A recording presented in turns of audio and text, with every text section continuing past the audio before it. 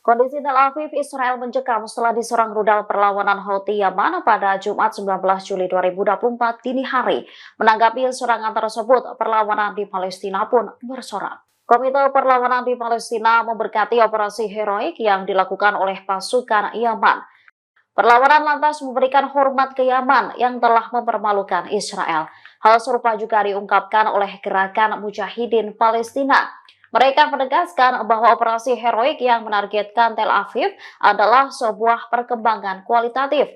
Gerakan Mujahidin lantas mengapresiasi posisi masyarakat Yaman dan posisi pemimpin gerakan Ansarullah. Pasalnya, meski banyak penghalang, mereka tetap teguh membela Palestina. Sementara Front Populer untuk Pembebasan Palestina menilai Yaman menepati janji mereka.